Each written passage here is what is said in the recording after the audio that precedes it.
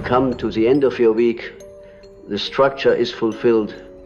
The to-do lists are checked off like ancient mantras uttered in the name of progress. You have followed the rules. You have done what was asked, what was expected. You were kind. You were competent. You honor the demands placed upon you by society, family, and ambition. And yet, as the weekend arrives and the world slows its breath, an unsettling silence begins to echo inside you. A haunting, familiar emptiness spreads like twilight. It is as if you have reached the summit and found not the sky, but a mirror, cold, unflinching, and cruelly reflective. Why then does this hollowness persist? Why does it surface now in the hour of supposed rest and celebration? Because what you call a weekend is not truly a time of rest, but a time of reckoning in the stillness. The unconscious begins to stir, and it has been waiting patiently all week for this moment to whisper truths that you were too busy to hear. You did everything right, yes, but that was never the real question. The question is, did you do what was yours to do? Or did you become a master at fulfilling the expectations of others while quietly betraying yourself? The soul has its own rhythms. It is not swayed by calendars or clocks. It does not bend to the logic of efficiency. It will wait for years, even decades, if necessary, until you are still enough to listen. And for many, that moment arrives on a Sunday morning or in the late afternoon glow of a Saturday sunset, when there is no more noise to distract the ache. You sit on your couch, your body weary, your mind restless. And then it comes the sense of something missing, an unnamed sorrow, a ghost knocking at the door of your being. This is not depression. This is not failure. This is initiation. You are being summoned by the deeper layers of your psyche, the parts of you that do not care about your resume, your likes, your performance reviews. These parts, which I called the self, are vast, eternal, and hungry for truth. They know who you really are beneath the polished surface. And when you ignore them long enough, they begin to send signals, first as boredom, then as anxiety, and finally as the weekend emptiness that no amount of brunch or entertainment can dispel. You see, we have built a civilization that celebrates productivity but ignores meaning. We reward obedience but neglect inner alignment. And we wonder why people are so exhausted, not from physical labor, but from emotional starvation. The weekend emptiness is not a curse, it is a message. It is the psyche saying, there is more to you than this. There is a life unlived within you. And it is growing restless. The persona that mask you wear to survive in the world has done its job well. Perhaps too well. It helped you adapt, belong, succeed. But it was never meant to be your identity. It is a role, a costume, and the tragedy is not in wearing the mask, but in forgetting that it is a mask. The emptiness you feel is the space between who you have become and who you truly are. On weekdays, the noise protects you. Meetings, deadlines, errands. These form a fortress against introspection. But on the weekend, the gates open, and what enters is not always pleasant, but it is always honest. It is your shadow, the neglected, disarmed, silenced parts of yourself, rising from the depths, not to destroy you, but to complete you. Have you noticed how many people dread free time? They say they want it. But when it comes, they fill it with distraction, constant scrolling, mindless shows, endless plans. Why? Because silence is dangerous to the persona. In the silence, the archetypes begin to stir. The warrior asks why you have not fought for your truth. The lover wonders why you keep betraying your heart. The mystic wants to know why you stopped listening to dreams. You cannot deceive the archetypes. They live in symbols, in story, in instinct. They dwell beneath the ego's polished narrative, and they are always watching, not to judge you, but to remind you that your life is not merely a linear journey from task to task, but a sacred spiral of becoming, that every choice you make either nourishes or denies your essence. Now, you may ask, but I have done good things. I have helped people. I have worked hard. I have been loyal. And I will tell you, yes, but have you been loyal to your inner voice? Have you worked hard at becoming your authentic self, not just your ideal self? Have you helped others in ways that did not betray your own need for purpose? Mystery and depth. Too many souls are starving because they confuse success with meaning. They have achieved everything the world told them to pursue, only to discover that the world was wrong. That applause cannot replace intimacy with one's own soul. That security is not the same as aliveness. That doing everything right is not the same as doing what is true. This is the awakening of the weekend emptiness, the moment you realize that your schedule is full, but your soul is not. And what happens next is crucial. Most will run, they will blame circumstances, partners, fatigue. They will seek new hobbies, new goals, new fixes, anything but the stillness, anything but the truth. But a few perhaps you will choose to stay, to listen, to feel. And in that quiet, a door will appear. It does not shout, it does not flash, it waits. Behind that door is your unlived life. The path you were meant to walk before fear made you small. The voice you silenced to belong. The art, the truth, the intimacy, the wilderness that your soul still remembers. This is the beginning of individuation, the sacred process of becoming whole. Individuation is not self-improvement. It is not about fixing yourself. It is the opposite. It is about unmasking yourself. It is a courageous act of turning inward, descending into the labyrinth of your psyche, and meeting the parts of you that you buried long ago.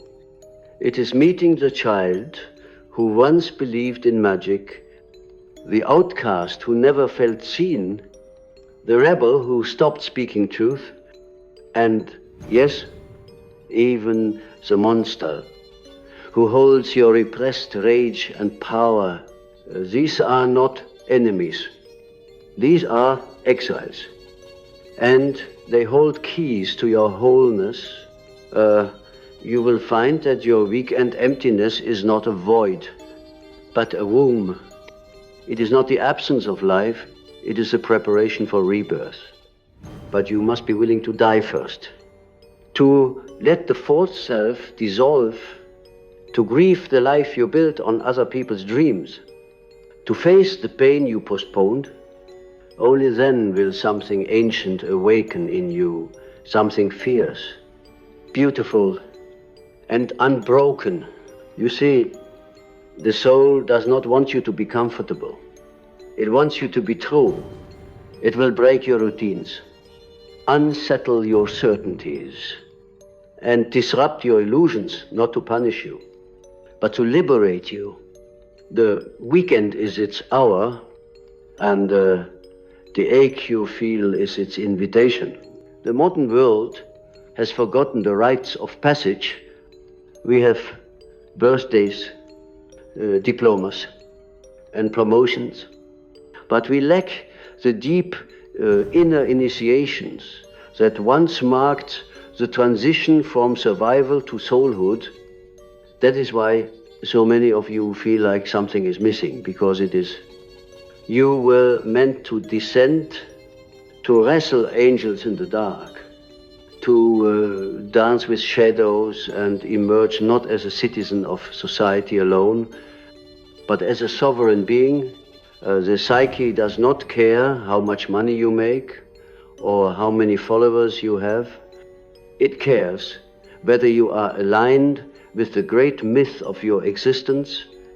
It wants you to remember that you are not merely an employee, a partner, a parent. You are a living archetype in the grand tapestry of being.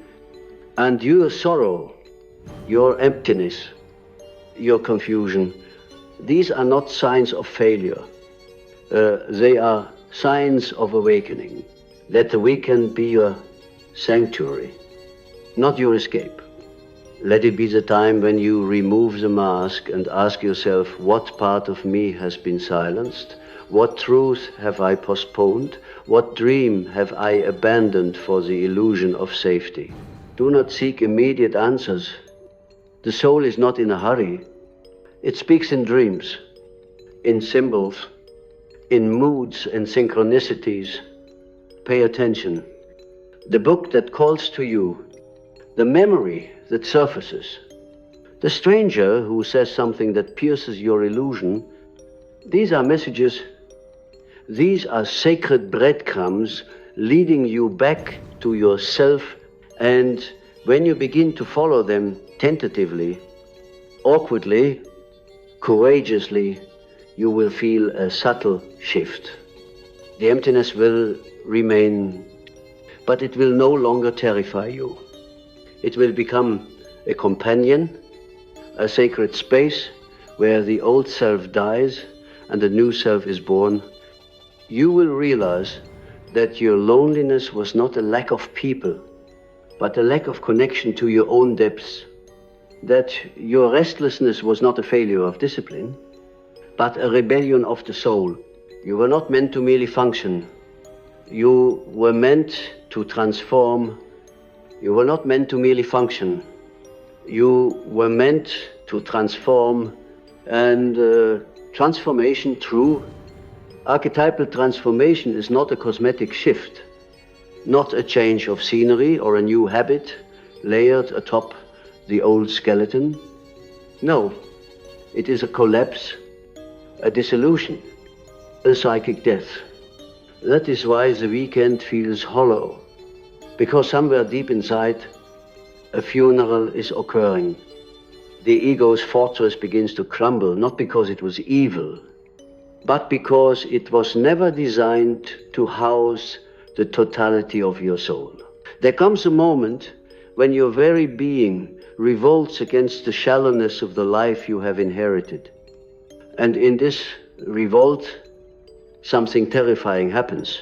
You begin to long for depth, not pleasure, not distraction, not applause, but depth. And the world will not give it to you. It cannot, it has no language for it. Because depth threatens the systems that feed on your surface level existence. So you must go inward, alone, but do not mistake alone for abandoned For when you descend into the cavern of the unconscious, you will not find emptiness, you will find the others, the inner companions who have waited for you, the anima or animus, the shadow, the wise old man or woman, the trickster. These are not imaginary figments. They are living patterns in your psyche. And they will not appear in daylight. They reveal themselves in metaphor, in dream, in intuition, in the flicker of insight that makes your skin shiver. You are being initiated into symbolic vision, to see beyond appearances, to understand that your weekend despair is not a mood to be fixed, but a map to be followed. It is Hermes at the threshold, inviting you across the river into the realm of soul. And if you accept the invitation, the world you once knew will begin to dissolve, but so too will the numbness, the fatigue, the ache of falseness. In its place, a strange aliveness emerges, an energy not derived from caffeine or accomplishment, but from alignment with the self, the central archetype, the divine core of your being. The self is not your ego's goal, it is your ego's source. It has been with you since birth, watching, waiting, guiding through dreams and symbols, sending signs when you stray too far. It does not scream, it does not chase, it waits, because it knows you must choose the descent freely. You must feel the hunger, you must ache for truth. And once you do, the journey begins, not outward, but downward, into the dreamscape, into the myth, into the ancient language of your soul. You begin to notice things. You once dismissed a recurring animal in your imagination, a childhood memory that won't leave, a phrase in a book that feels like a thunderclap. These are not coincidences. They are synchronicities, moments where the outer world reflects your inner truth, and they become more frequent when you are nearing the self. That is why the weekend feels different. Time bends, meaning intensifies. You wake at odd hours with thoughts you cannot explain. You feel the presence of something watching, not with judgment, but with knowing. The veil is thinning, the mundane is pregnant with the mythic. You begin to remember that you are not living a life, you are enacting a story written in symbols, carved into the fabric of your being. And the emptiness, it is the space required for the story to unfold. Too many fill their lives so completely that the myth has no room to enter. But the soul speaks in silence, in the pause between breath, in the ache that remains when all tasks are done. That ache is sacred. It is the portal. Do not numb it. Do not escape it. Sit with it. Let it teach you. Ask yourself, what have I sacrificed for the illusion of stability? What part of me died when I became a good adult? What dreams did I dismiss because they were inconvenient? These questions are not self-indulgent. They are keys.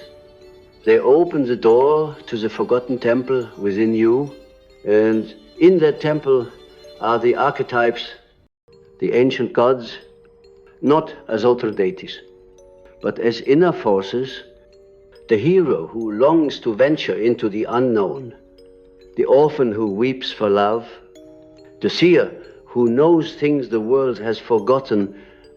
These are not fantasies. They are the deeper structures of your psyche. and they will not rest until you embody them. That is the task of individuation, not to become better, but to become more whole. Not to eradicate your flaws, but to integrate your fragments, to reclaim the child, the fool, the wild one, the silent one, the exiled one, to build an inner kingdom where all parts are welcomed, seen and transformed. And yes, it is terrifying, because it means shedding everything you thought was you, the career that no longer speaks to your spirit, the relationship built on fear, the belief systems inherited, never questioned. These things begin to fall away, and in their place comes silence, solely to the uncertainty.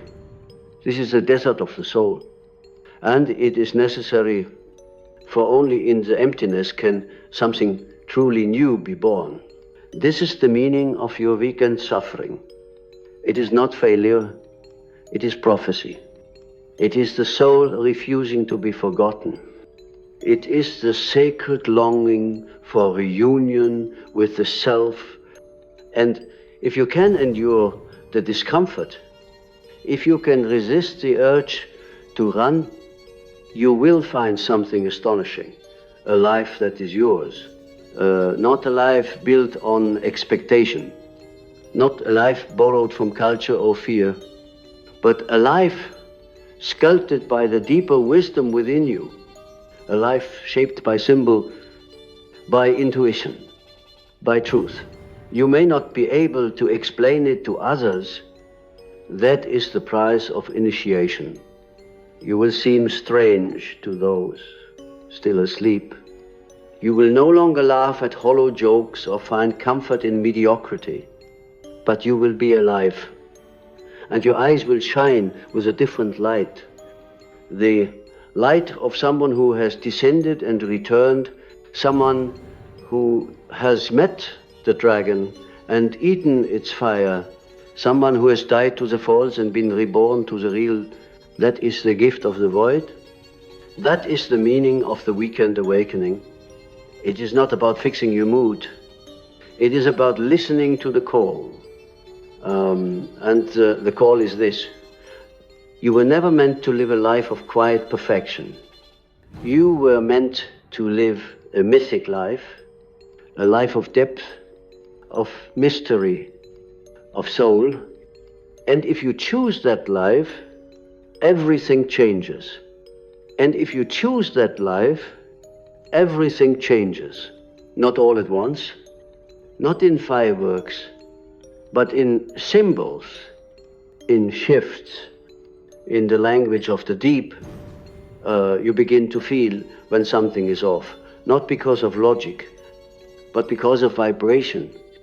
You start to see people not just as personalities, but as mirrors, projections, fragments of the collective unconscious playing roles in your personal myth.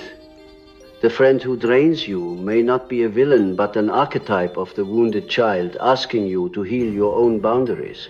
The lover who confuses you may be your anima or animus, calling you to reclaim your lost qualities. The conflict at work is no longer just stress. It's the self trying to push you out of roles that stunt your growth. This is when the world becomes alive again, not through fantasy, but through symbol.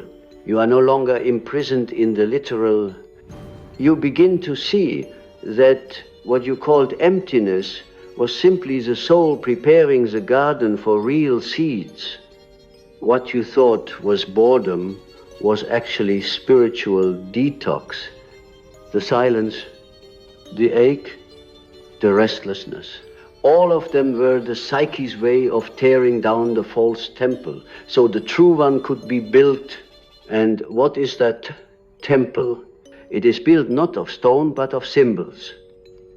Not of rules, but of truth. It is the sanctuary where your ego kneels before the self, not in defeat, but in awe. you begin to serve something deeper, not obligation, not survival, but meaning, sacred meaning, the kind that cannot be bought, sold, or validated externally, the kind that wakes you up at night with ideas you cannot ignore, the kind that makes you cry when no one's watching, because something ancient in you has finally been remembered. You become a carrier of soul in a soulless world. That is no small thing. In fact, it is the rarest thing of all. Most people will never know what it feels like to live from the self. They will obey the culture, perform the roles, chase the mirages, and on their weekends, they will try to silence the truth with distraction, but not you, not anymore, because you have heard the cry within. You have seen the mask slip. You know now that the old answers will never satisfy the new questions arising in you. You are being rewired, not just psychologically, but archetypally. You feel the stirrings of the sage, the lover, the creator, the wild woman or man. You begin to walk with the awareness that every choice, every interaction is part of your individuation. You are no longer asking, is this what I should do? You are asking, is this true to my soul? That shift is the axis of your transformation. And it comes with loss. You will lose illusions. You will lose identities. You may lose relationships that were built on a version of you that no longer exists. You will grieve. And in that grief, something eternal will grow. A silence that is not empty, but full. A solitude that is not lonely, but sovereign. A clarity that cuts through the noise like a blade of light. This is when the weekend becomes sacred. You no longer dread it. You welcome it. You prepare for it, as the mystic prepares for ritual. You light a candle, not out of religion, but out of reverence for the invisible. You journal not to perform, but to uncover the soul's hidden words. You walk alone, not to escape others, but to commune with the archetypes. You stop asking, how can I fix this feeling? And instead whisper, what do you have to teach me? The soul responds to such reverence. It begins to show you the forgotten corridors of your being. Dreams become vivid. Music stirs ancient memories. You remember what it was like to feel wonder, to follow instinct, to trust your intuition before it was shamed. This is not regression, it is resurrection. The deeper layers of your psyche are reactivating, and they will not be silenced anymore. Now, you may find that you can no longer tolerate what you once endured. The meetings that once felt tolerable now feel lifeless. The conversations that revolved around gossip or surface things now feel like noise. You begin to crave soul speaking, truth, depth, and you will find others rare, luminous others who are walking the same path. They will not offer solutions, they will offer presence, recognition. They will say, yes, I felt it too. And in that moment, something ancient happens. A reunion, not of personalities, but of mythic kin, the tribe of the initiated. You were not meant to walk this path alone, but you were meant to walk it first. That is what your weekend emptiness tried to show you. Not that something was broken, but that something sacred was being born a fire that cannot be seen with the eyes but burns eternally in the soul. And that fire, when honored, becomes guidance, it becomes compass. It becomes the axis upon which your true life begins to turn.